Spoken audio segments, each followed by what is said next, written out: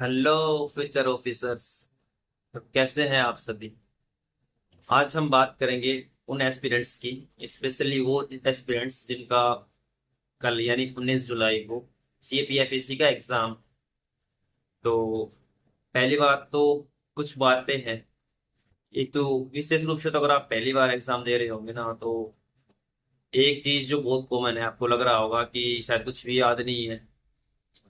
तो आपने इतने दिन जो पढ़ा था, इस साल भर जो मेहनत की थी, उसका कुछ भी, जैसे कुछ भी कोई पूछे, खुद से भी ऐसे भी लगेगा, पूछेगा तो आंसर दे ही दोगे, लेकिन कोई खुद से जब कुछ याद करने की कोशिश करोगे तो लग रहा होगा कि यार पता नहीं कुछ याद है भी नहीं, पता नहीं सब भूल तो नहीं गया मैं। ऐसा बताऊं कब तक होगा? जब तक कि एग्जाम सेंटर पे हम बैठ जब तक पहुंच नहीं जाएंगे, पहुंचने से भी ज्यादा जब हम एग्जाम पेपर, जब पेपर मिलेगा और हम पेपर को खोल के देख नहीं, तब तक। ऐसा इसलिए होगा उनके साथ ही जिन्होंने साल भर मेहनत की थी। दूसरा, देखो टेंशन हो रही होगी। दूसरा टेंशन तो लगभग जो भी कल एग्जाम देगा उनको सभी को होगी कि क्या होगा, क्या हम कैसे कर पाएंगे, नहीं कर पाएंगे, पेपर हार्ड तो नहीं आ जाएगा, पेपर मतलब बहुत इजी हार्ड कैसा होगा, मेरे क्वेश्चन तो नहीं छूट जाएंगे, टफ तो नहीं आ जाएगा जैसा इस बार 2026 का सीएससी का आया था प्रीलिम्स का।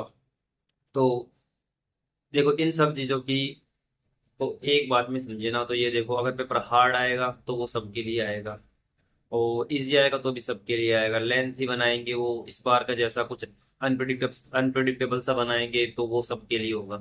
तो इस चीज को लेकर तो वरी होने की जरूरत है ही नहीं ना। तो इस चीज के लिए तो वरी अपना हो। दूसरा, अभी लगभग थोड़ा बहुत टाइम आज का बता है, मैं कुछ बातें पहले बता दूं कि अगर आपने या तो एडमिट कार्ड के नीचे जो इंस्ट्रक्शन लिखे थे उनको अच्छे से पढ़ लिया होगा, और चूंकि आज मैक्सिमम तो आज ही सेंटर पे विजिट कर लेंगे, उसमें लिखा भी हुआ है कि आप पहले एक दिन पहले विजिट कर लें।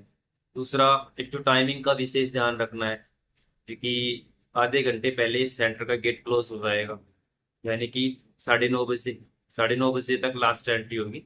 और लेकिन कोशिश करना आप कि इससे भी पहले चले जाएं, इससे पहले चले जाएं, क्योंकि फेस ऑथेंटिफिकेशन कई सारे स्टेप होंगे, तो टाइम से चले जाओगे तो किसी प्रकार का स्ट्रेस वगैरह कुछ नहीं होगा, नहीं तो टेंशन बढ़ती जाएगी जैसे जैसे जो एग्जाम का टाइम बढ़ता जाता है ना, क्लोज आता जाता है उस तरीके से। तो कोशिश करें थोड़ा टाइम से ही पहुंच जाए।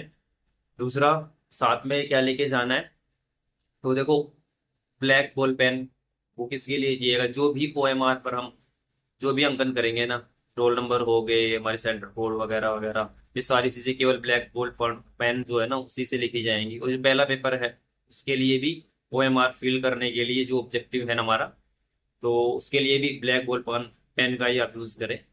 दूसरा, जो सेकंड वाला पेपर जब हमारा होगा ऐसे राइटिंग राइटिंग वाला, उसमें भी जो एंट्रीज जो है ना वो पेपर, तो वो साथ वो तो ब्लैक पेन से होंगी, लेकिन आप जो आंसर जो लिखोगे ना वो आप ब्लैक से भी लिख सकते हो, और ब्लू बॉल पेन या जेल पेन से भी लिख सकते हो।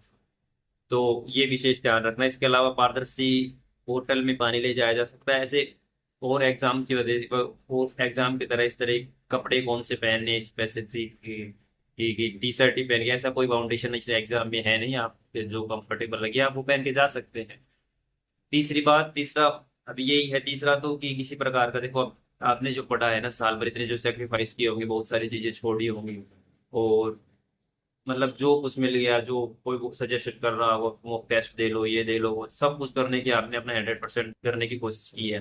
तो इस चीज के लिए तो स्ट्रेस बिल्कुल लो मत। आप सारी स्ट्रेस को एक डीप ब्रीथिंग लो, और फिर उसको छोड़ दो, उसके साथ साथ सारे स्ट्रेस को उस पर छोड़ दो जिस पर आप यकीन करते हो। जैसे सबका एक मतलब अगर आप मानते हैं तो जैसे भगवान होता है एक, आपका जो भगवान है उस पर छोड़ दो कि अब मैंने जो करना था मैंने कर दिया, अब इससे ज्यादा मैं नहीं कर सकता था इस एग्जाम के लिए।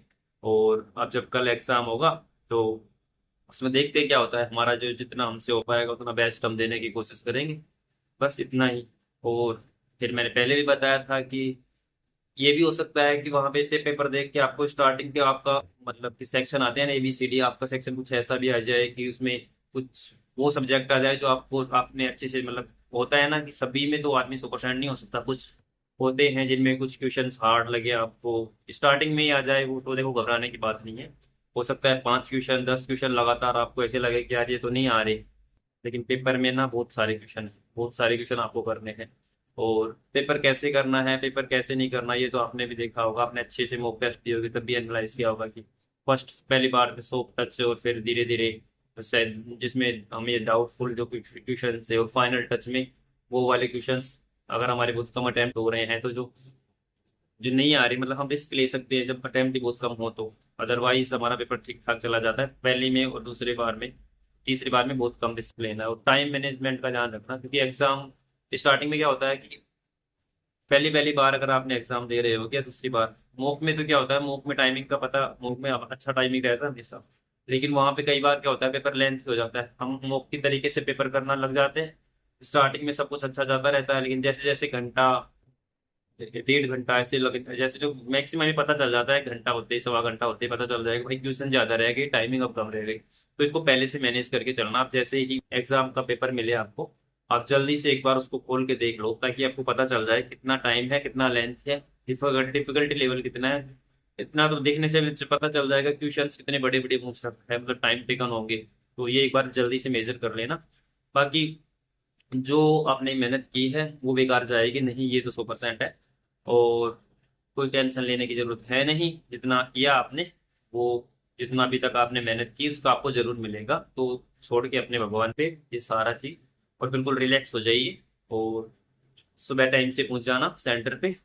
तो अपनी मेहनत पर, अपने हार्ड जो वर्क आपने किया है उस पर, और जो सेक्रीफाइसेस किए हैं ना, उन सभी को एक बार याद करना जब भी आप एग्जाम में बैठोगे। इससे पहले जब वो गैप मिलता है ना, बहुत सारी देर बैठे रहना पड़ता है, उसको याद करना आपने क्या क्या इस साल बीच, इस बीच क्या क्या किया, कितनी पढ़ाई की है आपने, कितने सेक्रीफाइस किए, कितनी बार अपने को समझाने की कोशिश की है, कई बार आप टूटे होंगे, गिरे होंगे, उठे होंगे, लेकिन फाइनली आप उस एग्जाम की सीट पे बैठे होंगे, उस एग्जाम सेंटर की वो बेंच पे बैठे होंगे जहाँ पे अब आपका पूरी साल डिसाइड होने वाला है। तो बिल्कुल नो टेंशन होके आपको जो पेपर मिले उसको अच्छे से और पूरे विश्वास के साथ, आत्मविश्वास के साथ, मतलब उसको अटेम्प्ट करके आना है। जो होगा वो अच्छा ही होगा, ये हमेशा सोचना, हमेशा सोच के रखना।